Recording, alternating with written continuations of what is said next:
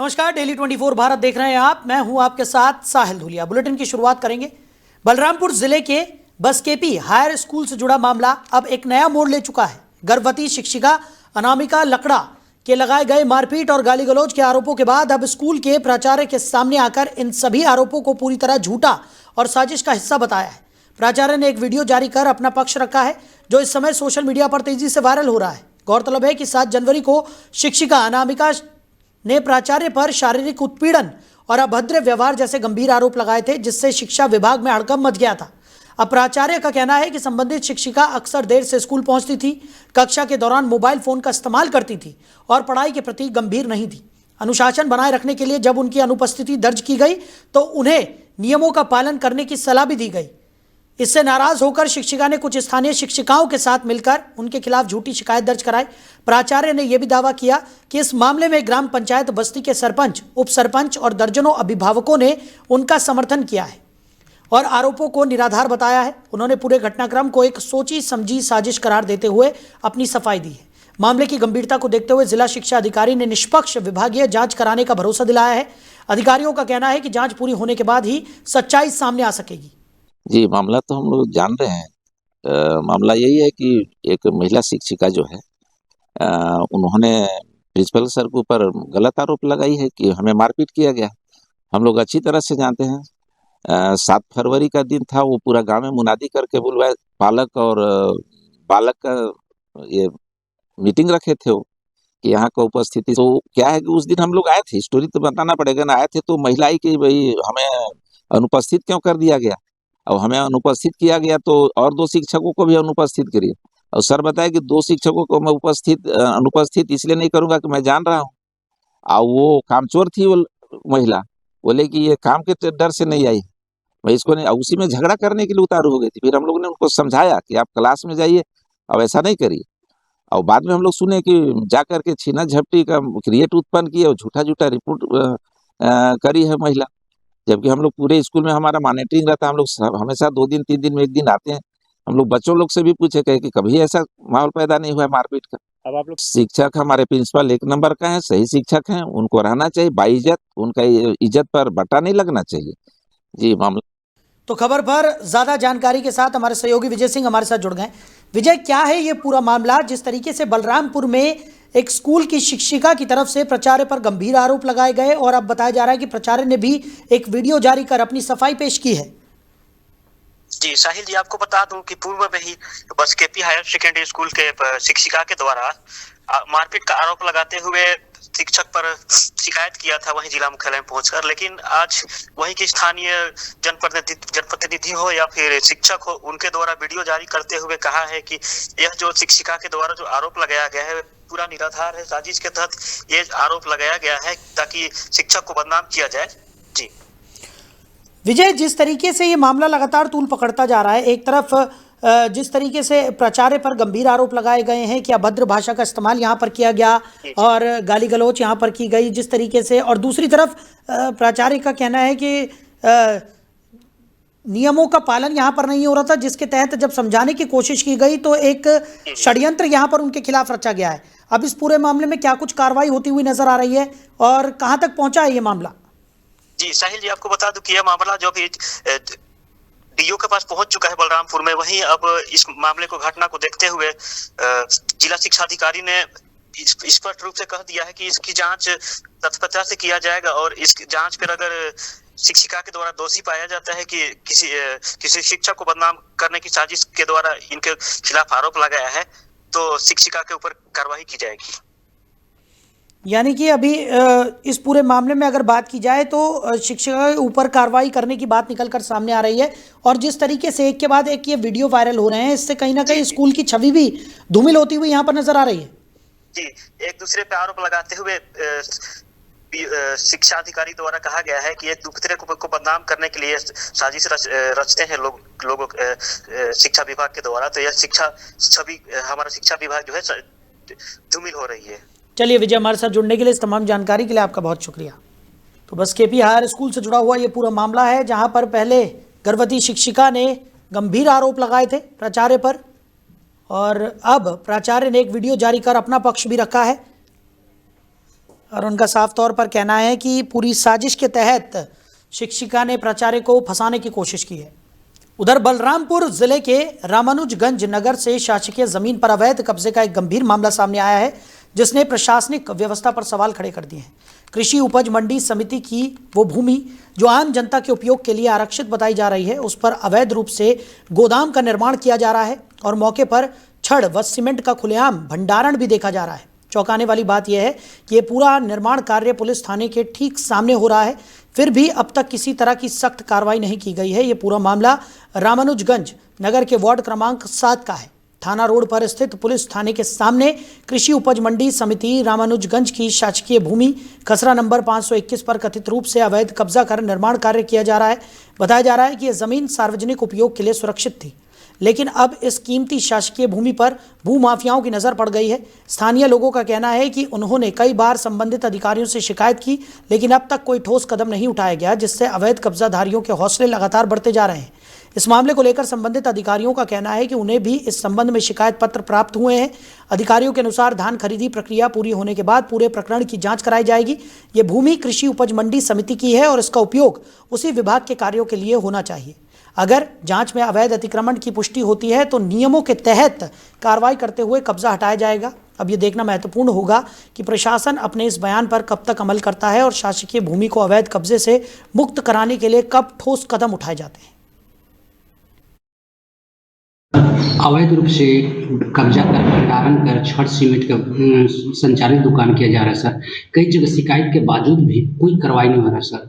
अगला परेशान है, क्या कहें इसमें? हाँ, इसके संबंध में मुझे अभी पत्र भी प्राप्त हुई है और ये धान खरीदी के पश्चात इस पर जांच करते हैं, क्योंकि ये भूमि कृषि उपज मंडी के लिए है, तो वो वास्तविक रूप से कृषि विभाग के ही, मतलब जो मंडी विभाग है उनके हक अधिकार में बनता है। यदि किसी व्यक्ति के द्वारा उसमें अतिक्रमण किया गया है तो नियमानुसार कार्रवाई करके अतिक्रमण हटाने की कार्रवाई की जाएगी। अवैध रूप से वहीं बलरामपुर जिले से एक सड़क हादसे की खबर सामने आई है, जहां ट्रैक्टर और बाइक के बीच आमने सामने की जोरदार टक्कर हो गई। इस हादसे में बाइक पूरी तरह क्षतिग्रस्त हो गई, जबकि बाइक चालक को गंभीर चोटें आई है।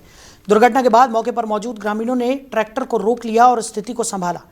घायल बाइक चालक को तुरंत उप स्वास्थ्य केंद्र जमानतपुर ले जाया गया, जहां उसका इलाज जारी है। जानकारी के अनुसार दुर्घटनाग्रस्त ट्रैक्टर में अवैध रूप से बालू लोड किया गया था और उसे एक नाबालिग चला रहा था। बताया जा रहा है कि ट्रैक्टर चालक की उम्र करीब 17 वर्ष है। ये पूरा मामला बलरामपुर जिले के ग्राम सुभाष नगर अंतर्गत थाना चौकी तातापानी क्षेत्र का है। हादसे के बाद क्षेत्र में अवैध बालू परिवहन और नाबालिगों से वाहन चलवाने को लेकर लोगों में नाराजगी देखी जा रही है। अब प्रशासन और पुलिस की भूमिका पर भी सवाल उठ रहे हैं कि आखिर ऐसे मामलों पर समय रहते कार्रवाई क्यों नहीं की जा रही। वहीं धमतरी जिले से नक्सल उन्मूलन अभियान को लेकर एक बड़ी सफलता की खबर सामने आई है। रायपुर रेंज के आईजी के समक्ष कुल 9 नक्सलियों ने आत्मसमर्पण किया है। आत्मसमर्पण करने वाले इन नक्सलियों पर कुल 47 लाख रुपए का इनाम घोषित था। सरेंडर करने वालों में 7 महिला नक्सली और 2 पुरुष नक्सली शामिल हैं, जो लंबे समय से नक्सल गतिविधियों में सक्रिय बताए जा रहे थे।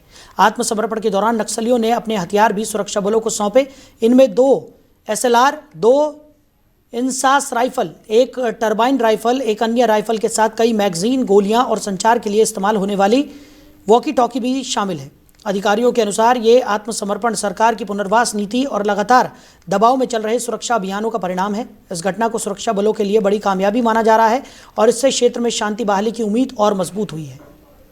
वहीं धमतरी जिले में नक्सल विरोधी अभियान के तहत सुरक्षा बलों को एक बड़ी और अहम सफलता मिली है। धमतरी स्थित पुलिस अधीक्षक कार्यालय में कुल 9 नक्सलियों ने अपने हथियारों के साथ आत्मसमर्पण कर हिंसा का रास्ता छोड़ने का फैसला किया। यह आत्मसमर्पण रायपुर रेंज के पुलिस महानिरीक्षक अमरेश मिश्रा की मौजूदगी में संपन्न हुआ, जहां नक्सलियों ने हथियार सौंपते हुए समाज की मुख्यधारा में लौटने की इच्छा जताई।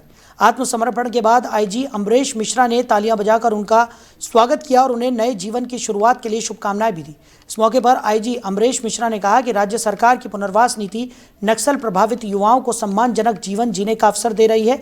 इसी का सकारात्मक परिणाम है कि लगातार नक्सली आत्मसमर्पण कर रहे हैं। आत्मसमर्पण करने वाले इन 9 नक्सलियों पर कुल 47 लाख रुपए का इनाम घोषित था। इनमें 2 महिला नक्सली शामिल हैं, जिन पर 8-8 लाख रुपए का इनाम था, जबकि एक पुरुष नक्सली पर 5 लाख रुपए का इनाम घोषित था। बाकी नक्सली भी विभिन्न नक्सली मामलों में वांछित रहे हैं। क्षेत्रवार जानकारी के अनुसार आत्मसमर्पण करने वालों में धमतरी, नुआपड़ा, इलाके से जुड़े 5 नक्सली हैं, जबकि आंध्र प्रदेश क्षेत्र से संबंध रखने वाले 4 नक्सली भी शामिल हैं। इन आत्मसमर्पित नक्सलियों में डिविजनल कमेटी मेंबर जैसे वरिष्ठ कैडर के सदस्य भी शामिल हैं, जिसे सुरक्षा एजेंसियों के लिए बड़ी उपलब्धि माना जा रहा है। आत्मसमर्पण करने वालों में ज्योति उर्फ जैनी, उषा उर्फ बलमा, रामदास उर्फ आयता, रोनी उर्फ उमा, निरंजन उर्फ पोदिया, सिंधु उर्फ सोमड़ी, रीना उर्फ चीरो, अमाली उर्फ सनी और लक्ष्मी पुनेम उर्फ आरती शामिल हैं, जिन्होंने हथियारों के साथ आत्मसमर्पण किया। इस आत्मसमर्पण के बाद रायपुर संभाग को नक्सल मुक्त क्षेत्र के रूप में देखा जा रहा है। लगातार चल रही पुलिस और सुरक्षा बलों की कार्रवाई के साथ साथ सरकार की पुनर्वास नीति के सकारात्मक परिणाम अब साफ तौर पर नजर आने लगे हैं। प्रशासन ने भरोसा दिलाया है कि आत्मसमर्पण करने वाले सभी नक्सलियों को नियमों के अनुसार पुनर्वास, सुरक्षा और रोजगार से जोड़ने की प्रक्रिया पूरी की जाएगी, ताकि वो समाज में सम्मान के साथ नया जीवन शुरू कर सकें। सुकमा जिला कुंटा ब्लॉक जयगुरगुंडा थाना और हमारा गांव उर्साम मुसाकी वीरांजन। हम आत्मसमर्पण के लिए हम आया, इसलिए कैरियाबंद पुलिस तो पेपर रेडियो में दिया तो मुख्य धारा में आना है। उसके बाद आपको मुख्य धारा के आने के बाद आपको परिवार को हम सौंपा कर घर के भेज गएंगे, तो ऐसे बोले, इसलिए हमारे नक्सली संगठन में 2006 से जुड़ गई हूँ। आप कौन कौन से वहाँ पद में रहे हो आप? वहाँ तो पहले सदस्य था। अच्छा, उसके बाद ये से। कितना दिन से आप सक्रिय थे? कब से आप ज्वाइन? कितने साल से? कितने साल से? लगभग 20 साल। अच्छा, जीत गई। तो ये नक्सल संगठन में जुड़ने का कारण क्या था आपका? क्यों जुड़े आप? नक्सल संगठन में जुड़ने का जो पार्टी भी हर समय बोले जनता का पार्टी है, जनता का समस्या हल करने के लिए संघर्ष कर रहे करके बोले हो, वही ठीक है करके हम भी जुड़ गए सर। के लिए आज एक ऐतिहासिक दिन है। इस मौके पर मेरे साथ उपस्थित सहयोगी अधिकारी सीआरपीएफ के डीआईजी साहब, सीओ साहिबान, पुलिस अधीक्षक धमतरी और धमतरी की पूरी टीम, मीडिया के दोस्तों और आज ही आत्मसमर्पण किए हुए हमारे महिला और पुरुष नक्सली साथीगण अब हमारे साथी हैं। मुझे कहते हुए खुशी हो रही है कि आज कुल 9 सक्रिय नक्सली सदस्यों ने, जो कुछ देर पहले तक सक्रिय थे, जो कानून और सिक्योरिटी फोर्सेस के विरोध में लड़ाई लड़ रहे थे, उन लोगों ने आत्मसमर्पण करने का निर्णय लिया है। वो सब हमारे दाहिनी तरफ बैठे हैं। हम उनका स्वागत करते हैं अपने बीच मुख्य धारा में वापस लौटने के इस निर्णय का। 9 में से कुल 7 महिला और 2 पुरुष नक्सली हैं। इनके काडर रैंक की बात करें तो इसमें तो 2 डीवीसी, 6 एरिया कमेटी और 1 पार्टी मेंबर है। टोटल इनाम इनके ऊपर 47 लाख का है। 8 लाख के 2, बाकी 5 लाख के और 1 लाख के। सुकमा जिला कुंटा ब्लॉक जयगुरगुंडा थाना। तो खबर पर ज्यादा जानकारी के साथ हमारे सहयोगी गोविंद कुमार साहू हमारे साथ जुड़ गए। गोविंद, क्या कुछ निकलकर सामने आ रहा है? लगातार देखने को मिल रहा है कि सुरक्षा बलों को नक्सलवाद के खिलाफ बड़ी कामयाबी हासिल हो रही है। कुल 9 नक्सलियों ने आत्मसमर्पण यहां पर किया है और कई नक्सलियों ने हथियारों के साथ आत्मसमर्पण यहां पर कर दिया है और मुख्य धारा से जुड़ने की जो नक्सलियों की कवायद है वो तेज होती हुई नजर आ रही है। जी, आपको बता दें कि धमतरी जिले के नक्सल प्रभावित क्षेत्रों में नक्सल विरोधी अभियान के तहत एक बड़ी सफलता मिली है। शुक्रवार को 9 हथियारबंद नक्सलियों ने आत्मसमर्पण किया गया है। अपने दर्शकों को ये बता दें कि सभी आत्मसमर्पण करने वाले नक्सलियों पर 5 लाख रुपए का इनाम घोषित किया गया था, जो सभी नक्सलियों पर कुल 47 लाख रुपए का इनाम घोषित किया था। ये सभी नक्सली नुआपाड़ा आंध्र प्रदेश से जुड़े हुए हैं और ये नगरी इलाके में सक्रिय थे। और ये भी बता दें कि इनामी नक्सली गतिविधियों में 2008 से शामिल होना बताया जा रहा है। और रायपुर आईजी और पुलिस कप्तान सूरज सिंह परिहार ने बताया, धमतरी जिले के नक्सली ब्लॉक जो नक्सली क्षेत्र घोषित है, उनमें ये नक्सली नगरी क्षेत्र में कई बड़ी घटनाओं में शामिल होना बताया जा रहा है। ये विभाग के लिए बड़ी सफलता है, ये भी बताई जा रही है। जी बिल्कुल, और लगातार हम देख भी रहे हैं कि नक्सलियों के खिलाफ जिस तरीके से सुरक्षा बलों का अभियान लगातार जारी है, क्योंकि नक्सल मुक्त जो भारत है और नक्सल मुक्त प्रदेश है, उसकी परिकल्पना यहाँ पर की गई है और उसी को साकार करने के लिए सुरक्षा बलों की तरफ से लगातार कदम उठाए जा रहे हैं। लगातार हम देख भी रहे हैं कि कई जगहों पर जो बड़े बड़े नक्सली हैं वो भी आत्मसमर्पण कर रहे हैं, मुख्य धारा से जुड़ रहे हैं, और नक्सलियों को भी मुख्य धारा से जोड़ने के लिए सुरक्षा बलों की तरफ से भी व्यापक कदम उठाए जा रहे हैं। जी, आपको बताना चाहेंगे, केंद्रीय गवर्नमेंट के आदेश के बाद नक्सल प्रभावित इलाकों में सघन वो चलाई जा रही है, जिसमें नक्सली डरे हुए हैं। और नक्सलियों से हमने बात भी किया है तो उन्होंने ये बताया है कि उनके जो लीडर हैं वो मारे जाने की वजह से डर के मारे उन्होंने आत्मसमर्पण की बात कही जा रही है। और सबसे बड़ी बात एक खुल के सामने आई है कि अभी इनकी शक्ति जो है छिन्न होती जा रही है, पहली बात। दूसरी बात यह है कि इनमें जो बीमारी होती थी उनके इलाज करने के लिए बहुत काफी तकलीफ होती थी, और ये सारी चीजों को देखते हुए अपने परिवार के साथ जीवन जीने के लिए आत्मसमर्पण की बात कही गई है। चलिए गोविंद, हमारे साथ जुड़ने के लिए, इस तमाम जानकारी के लिए आपका बहुत शुक्रिया। तो कुल 9 नक्सलियों ने आत्मसमर्पण किया है और मुख्य धारा से जुड़ गए हैं। पुलिस अधीक्षक कार्यालय में इन नक्सलियों ने आत्मसमर्पण किया, तो सुरक्षा बलों को ये बड़ी सफलता नक्सलवाद के खिलाफ हासिल हुई है। वहीं बस्तर क्षेत्र की आराध्य देवी मां दंतेश्वरी के प्रसिद्ध मंदिर में चोरी की एक गंभीर घटना सामने आई है, जिससे पूरे इलाके में सनसनी फैल गई है। अज्ञात चोरों ने मंदिर में विराजमान माता की प्रतिमा पर चढ़ाए गए सोने के बहुमूल्य आभूषण चोरी कर लिए और मौके से फरार हो गए। इस घटना की जानकारी मिलते ही कोतवाली पुलिस तुरंत मंदिर परिसर पहुंची और पूरे क्षेत्र की घेराबंदी कर जांच शुरू कर दी। पुलिस मंदिर में लगे सीसीटीवी कैमरों की रिकॉर्डिंग खंगाल रही है ताकि चोरों की पहचान कर जल्द से जल्द उन्हें गिरफ्तार किया जा सके। घटना के बाद श्रद्धालुओं में गहरा आक्रोश देखने को मिल रहा है, क्योंकि ये मंदिर आस्था का प्रमुख केंद्र है। सुरक्षा को ध्यान में रखते हुए फिलहाल मंदिर के कपाट दर्शनों के लिए बंद कर दिए गए हैं। पुलिस अधिकारियों का कहना है कि मामले की गंभीरता को देखते हुए हर पहलू से जांच की जा रही है और जल्द ही चोरी की इस वारदात का खुलासा कर दिया जाएगा। वहीं बस्तर जिले के जगदलपुर में नवपदस्थ कलेक्टर आकाश छिकारा ने आज औपचारिक रूप से अपना कार्यभार ग्रहण किया। वो वर्ष 2017 बैच के भारतीय प्रशासनिक सेवा के अधिकारी हैं और प्रशासनिक कार्यों का अच्छा अनुभव रखते हैं। इससे पहले वो संयुक्त सचिव आवास एवं पर्यावरण विभाग के पद पर अपनी सेवाएं दे चुके हैं। साथ ही रायपुर विकास प्राधिकरण के मुख्य कार्यपालन अधिकारी के रूप में भी उन्होंने महत्वपूर्ण जिम्मेदारियां निभाई हैं।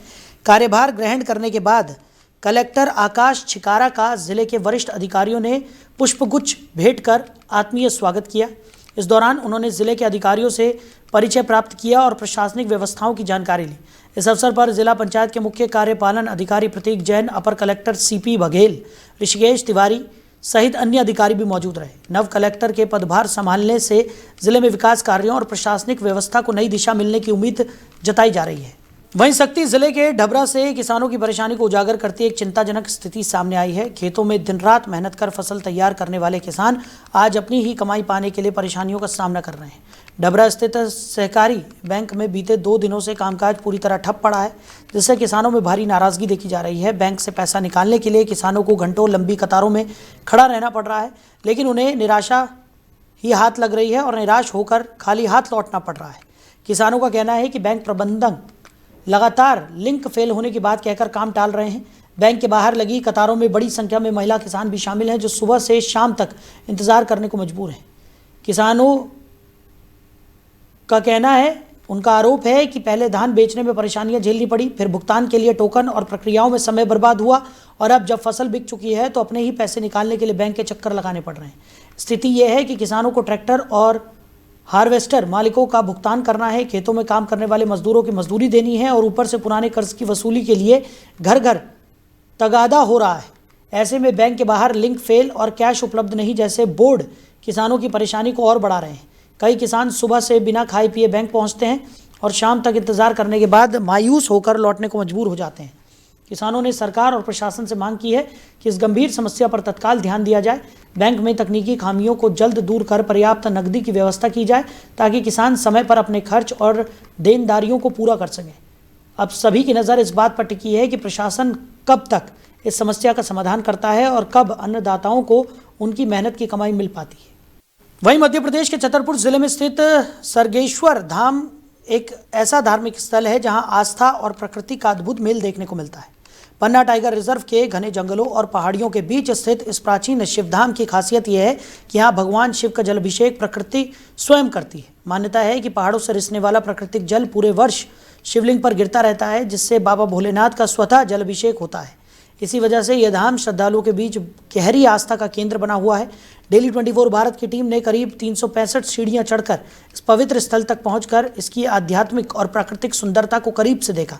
स्थानीय मान्यताओं के अनुसार बुंदेलखंड के वीर योद्धा आल्हा और उदुल भी यहाँ पूजा अर्चना करने आया करते थे, जिससे इस धाम का ऐतिहासिक महत्व और बढ़ जाता है। हर साल बसंत पंचमी के अवसर पर यहाँ विशाल मेला और भंडारे का आयोजन होता है, जिसमें छतरपुर सहित आसपास के जिलों की बड़ी संख्या में श्रद्धालु पहुंचते हैं। श्रद्धालुओं और स्थानीय लोगों का कहना है कि इतनी धार्मिक और प्राकृतिक महत्ता के बावजूद स्वर्गेश्वर धाम अब तक बुनियादी पर्यटन सुविधाओं से वंचित है। क्षेत्रवासियों की मांग है कि सरकार इसे धार्मिक पर्यटन स्थल के रूप में विकसित करे, जिससे श्रद्धालुओं को सुविधा मिले और स्थानीय स्तर पर रोजगार व विकास के नए अवसर भी पैदा हो सकें। फिलहाल आस्था के सहारे ये धाम हर साल लाखों श्रद्धालुओं को अपनी ओर आकर्षित कर रहा है।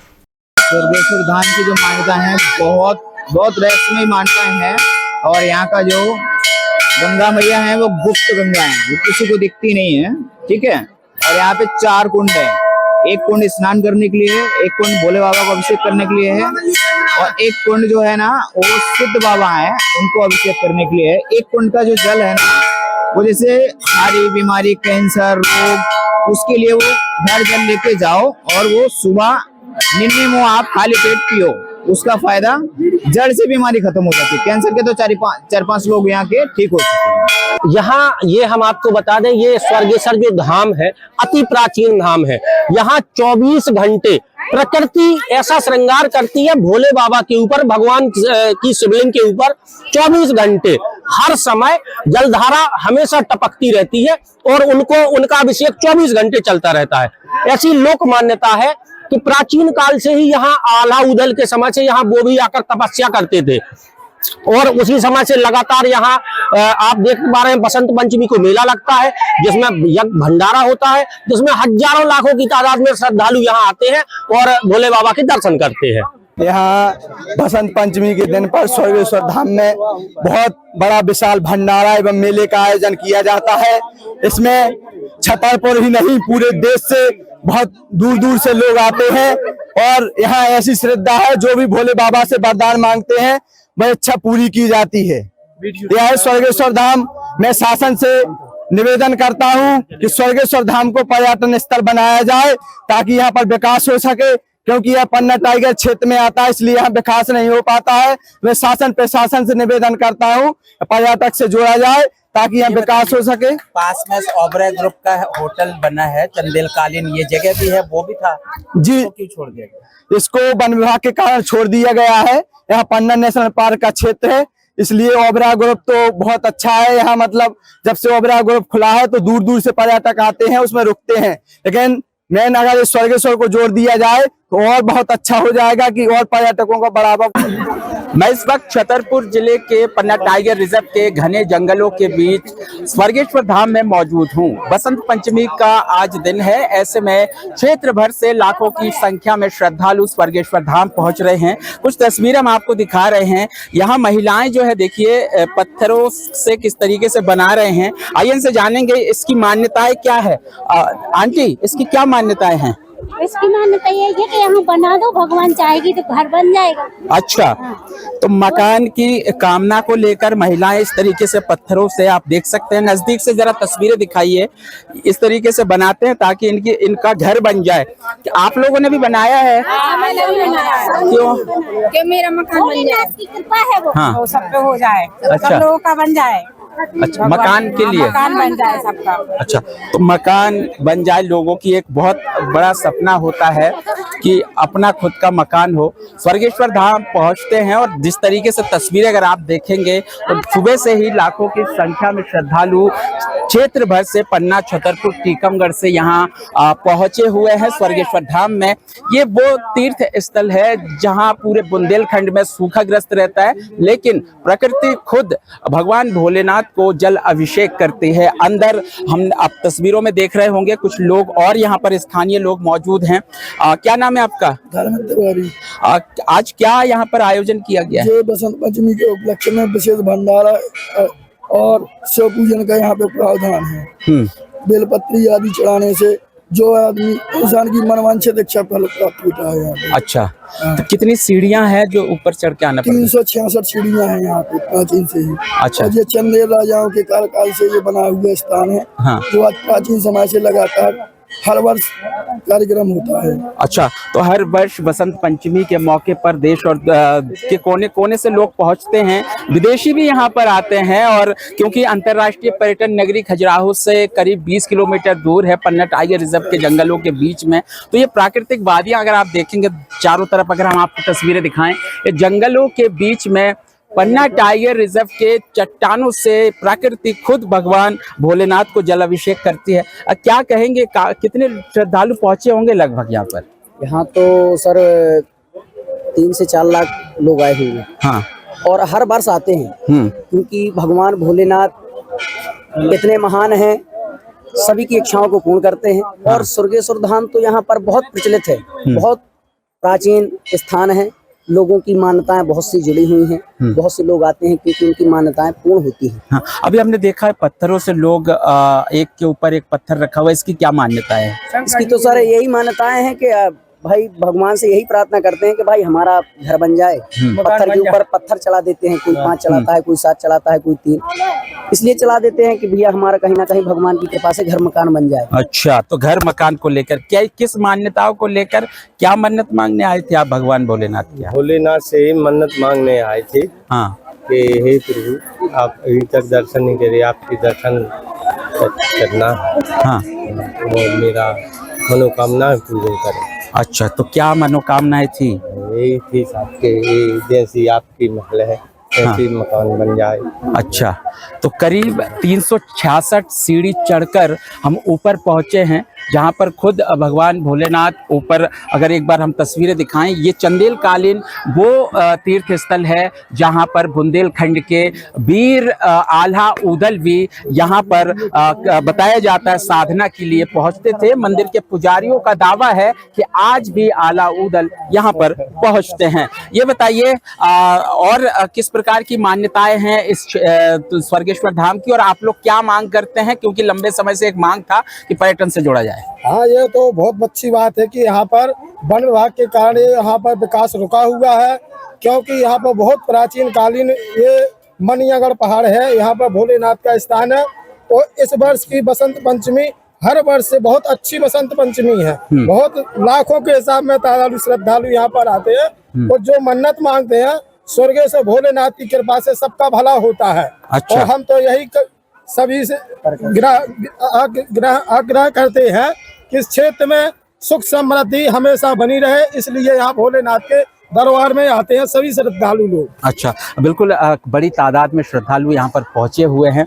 मैं बता दूं, हर वर्ष यहाँ पर बसंत पंचमी को मेला का आयोजन किया जाता है, भंडारा होते हैं, लेकिन लंबे समय से स्थानीय लोग एक मांग भी कर रहे हैं। जिस तरीके से स्वर्गेश्वर धाम के पास ओबराय ग्रुप के द्वारा होटल बनाया गया है चंदेल कालीन किला में, लेकिन जब चंदेल कालीन ये स्वर्गेश्वर धाम भी है, तो आखिर क्यों पर्यटन विभाग और मध्य प्रदेश सरकार ने स्वर्गेश्वर धाम की तरफ ध्यान नहीं दिया? इसको आखिर पर्यटन से जोड़ने की प्रक्रिया क्यों नहीं शुरू की गई? लंबे समय से स्थानीय लोग मांग कर रहे हैं। जनप्रतिनिधियों ने आश्वासन भी दिया था, एक बार फिर इस मुद्दे को हम उठा रहे हैं। उम्मीद है मध्य प्रदेश सरकार इस तरफ ध्यान जरूर देगी। दिल्ली 24 के लिए छतरपुर से समीर अवस्थी। तो फिलहाल इस बुलेटिन में मेरे साथ इतना ही। आप बने रहिए। नमस्कार।